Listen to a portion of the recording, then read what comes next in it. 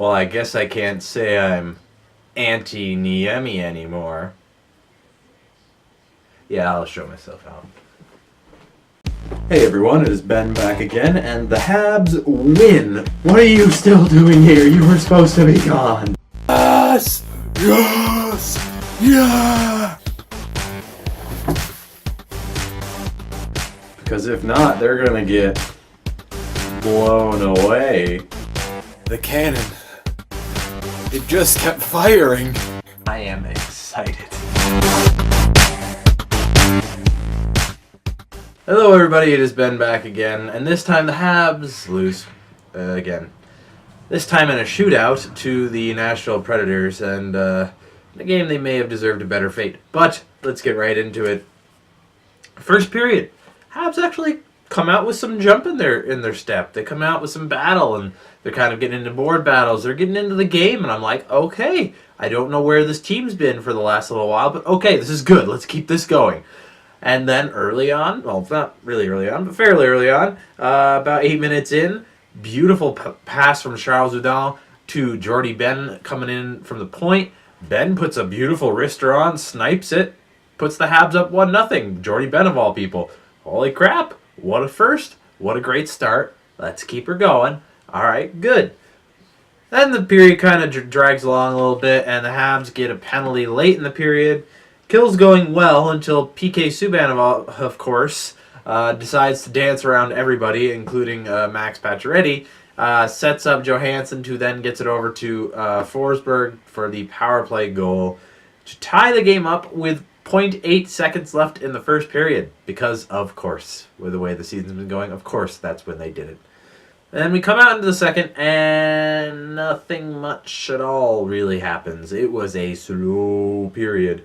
Shots are pretty even on the period, 9-8 in favor of Montreal, but that's not really anything big. There was a few big stops by Niemi. He actually saved the game a couple times, but we come out of the second period with no goals scored on either side. But then in the third, Habs take another penalty early because they've been taking a lot of penalties last night, and Kill starts off pretty well. The Habs looking pretty decent on it, kill off most of the penalty, but then with about 20 seconds left, all four of the Habs penalty killers decide to converge on one corner, leaving Philip Forsberg open in front of the net. And Carl Alsner tries to get back to cover his man, but come on, guys, really? You left Philip Forsberg open in front of the net? Predators score to make it 2-1. But then this is when the period really started to open up. It had kind of been a defensive back and forth for a little while, but then this is when it just kind of blew open, and end-to-end chance after chance.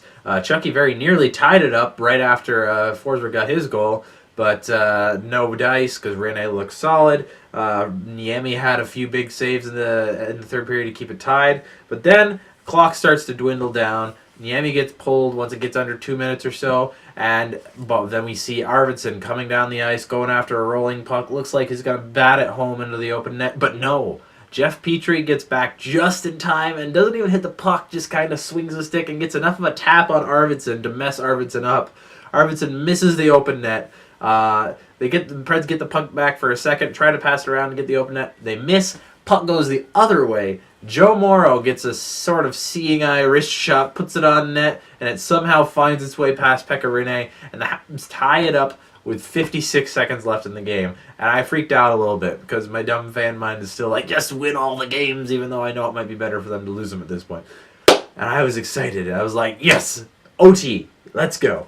We head into OT, and there wasn't really that many chances for the Habs. A few more chances for the Predators in OT. Although Jakub Jarabek very nearly won it with about 10 seconds left after a beautiful saucer pass over from Hudon, who had actually had a really good game the whole game. It gets it over to Jarabek, and he almost puts it home. Rene gets a nice blocker on it. But then the time expires, and we go into a shootout. And as far as the shootout goes, nice saves by both goalies. Can't really fault Niemi on the Turris shot.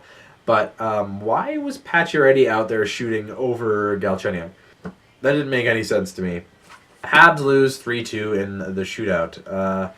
So some final thoughts on the game. Antti Niemi shocked me with how good he was. He looked fantastic last night. Good for him. It's not a bad thing. I just wasn't expecting it. Good for him, though. Gives the Habs a little bit of extra goalie help until Carey gets back. Yarabek looked real solid in his first NHL game, actually. I would love to see him stay up over some of the guys that are still up.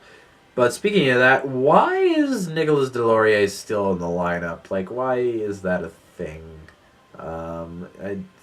Call up a Daniel Carr or Peter Holland or somebody, but, like, why is Nicolas Delorier still there? I don't know. The other weird thing is, why did David Schlemko and Carey Price go on this road trip if they weren't going to play? Like, seems pointless. Anyway, we have Buffalo up next on Saturday, and I'm going to be at that game, and I'm going to wear my Surrey jersey because I'm 2-0 so far this year when I've been wearing that jersey, so hopefully that'll bring some luck, and hopefully they can beat the friggin' Sabres, because if they can't, then, well, I don't know. But anyway, till next time, I'll see you guys later.